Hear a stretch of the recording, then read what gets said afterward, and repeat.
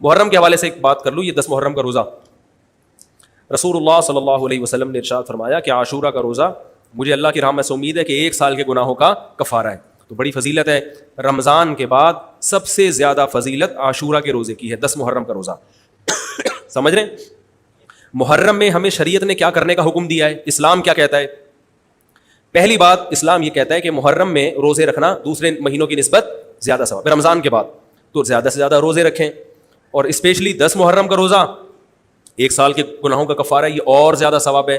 پورے محرم نہیں رکھے جاتے تو کیا کرنا ہے, 10 محرم کا رکھنا ہے. حدیث میں آتا ہے کہ آپ نے حکم دیا 2 روزے ملا کے رکھو, کیونکہ یہودی جو تھے وہ 1 روزہ رکھتے تھے, صحیح ہے نا, تو یہودیوں سے مشابہت سے بچنے کے لیے ہمیں حکم دیا کہ اس کے ساتھ ایک اور روزہ ملائیں.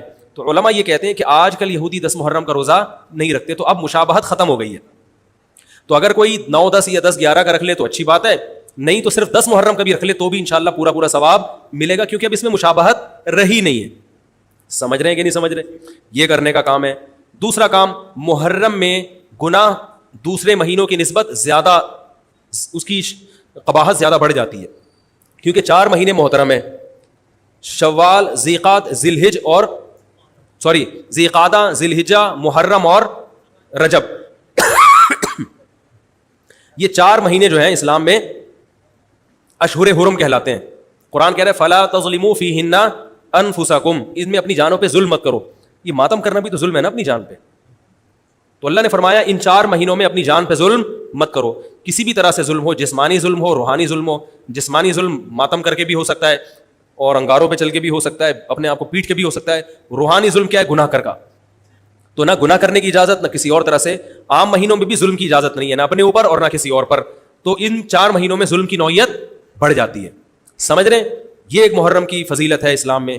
اور تیسری فضیلت جو محرم کی, جو بعض روایات سے ثابت ہے, یعنی جو فضیلت تو نہیں کہیں گے اس کو, جو محرم میں کرنے کا کام ہے, وہ بعض حدیث میں آتا ہے کہ آپ صلی اللہ علیہ وسلم نے ارشاد فرمایا کہ عاشورہ کے دن اپنے اہل و عیال پر دسترخوان کو وسعت دو, اس سے رزق میں برکت ہوتی ہے. لیکن یہ جو حدیث ہے یہ ضعیف ہے, سند کے لحاظ سے پاورفل اور مضبوط نہیں ہے.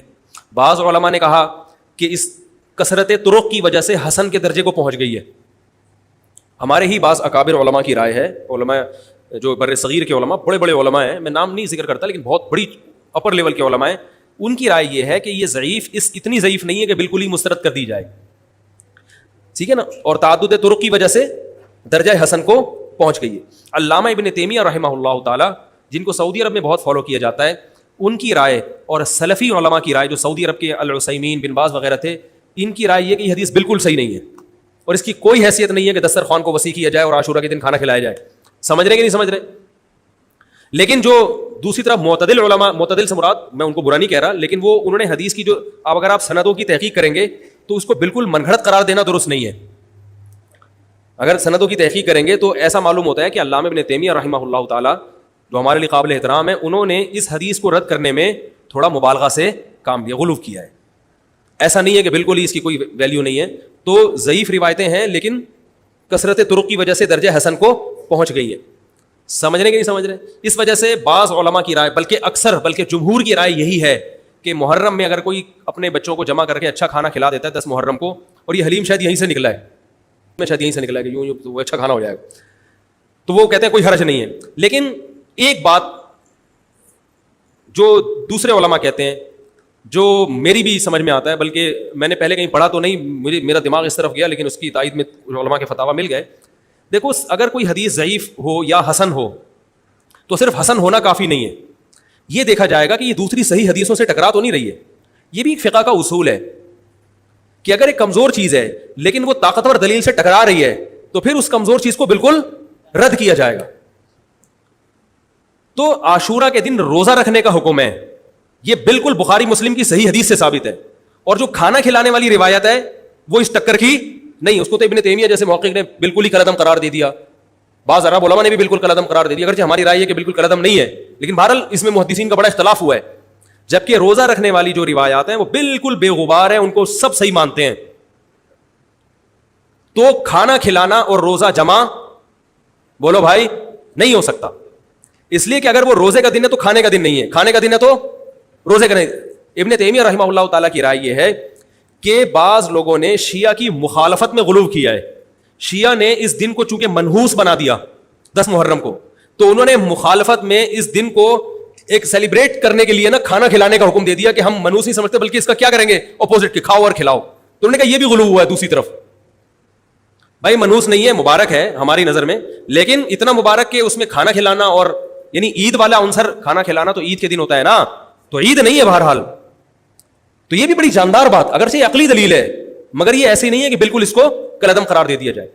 تو اب علماء نے دونوں حدیثوں کو تطبیق کی کوشش کی علماء نے کہ بھائی کھانا بھی کھلاؤ اور روزہ بھی رکھو, افطاری میں کھلا دو, سحری اور افطاری میں.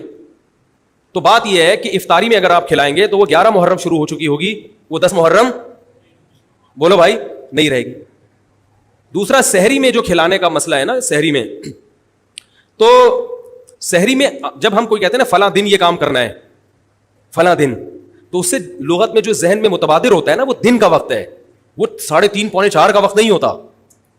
یہی وجہ ہے کہ جو لوگ اس حدیث پر عمل کرتے ہیں عاشورہ والی, وہ دن میں کھانا کھلاتے ہیں, دوپہر کے ٹائم لنچ کرتے ہیں. وہ افطاری میں تو ویسے ہی دسترخوان وسیع ہوتا ہے بھوک کی وجہ سے.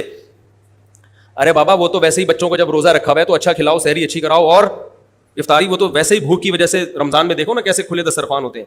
تو میں نے بڑی کوشش کی دونوں حدیثوں کو جمع کریں, لیکن تکلف کے بغیر یہ ممکن نہیں ہے. تو فقہ کا ایک اصول ہے کہ جب کوئی بے غبار صحیح حدیث ہوتی ہے اور اس سے ایک اصول ثابت ہو رہا ہے, تو اس کے مقابلے میں اگر کمزور روایت آئے گی جو اس سے ٹکرا رہی ہوگی, تو اس کمزور روایت کو, اگرچہ وہ موضوع من گھڑت نہیں ہے, لیکن اس کمزور کو اس صحیح حدیث کی مخالفت کی وجہ سے بولو بھائی رد کر دیا جائے. اس لیے میرا نالائق کا موقف یہ ہے, میں بہت نالائق ہوں, میں اتنی بڑی بڑی باتیں کرتا نہیں ہوں, لیکن سڑی عقلچ یہ چیز آندھی نہیں ہے کہ بھائی جو روزے کا دن ہے وہ بھوکے پیاسے رہنے کا دن ہے, وہ کھانے کھلانے کا نہیں ہے. افطاری میں تو ویسے کھاؤ بھی کھلاؤ بھی.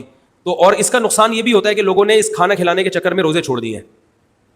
سمجھ رہے ہیں, جب حلیم پکے گا تو کون روزہ رکھے گا بھائی, ساری رات گھوٹا لگے گا حلیم کا کہ کل دسترخوان وسیع کرنا ہے, تو پھر روزہ گیا, وہ تو تیل لینے گیا, روزہ کون رکھے گا روزہ. تو وہ حدیث صحیح حدیث کی بالکل اس میں ٹائٹ قسم کی مخالفت ہو رہی ہے, ٹھیک ہے نا. تو نالائق کی رائے, پھر بھی اگر کوئی دوسرے علماء کی رائے کو فالو کرتا ہے تو وہ کھائے بھی کھلائے بھی.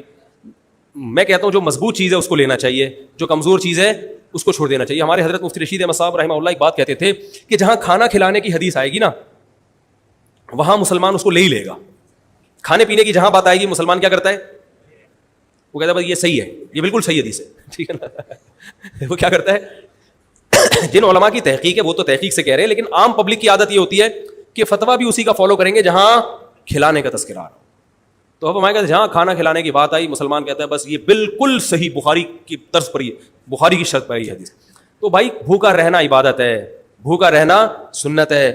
بچوں کو تو ویسے ہی کھلاؤ عاشورہ ہو یا نہیں ہو, اور سحری افطاری کرا دو اچھی سی, روزہ رکھواؤ, اور جو بالکل چھوٹے بچے ہیں وہ تو ویسے ہی کھاتے ہیں. تو اس لیے, اور پھر اس کا نقصان کیا ہو رہا ہے, حلیم کے گھوٹے لگ رہے ہیں پوری پوری رات بیٹھے, اس کے الگ نقصانات ہیں, سبیلیں لگ رہی ہیں.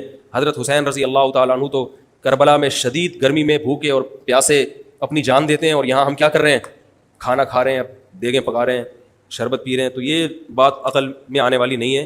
اور عاشورہ کے دن کی مناسبت سے روزہ ہی ہے, وہ روزہ رکھنے کا دن ہے. اللہ تعالیٰ عمل کی توفیق عطا فرمائے. وما علینا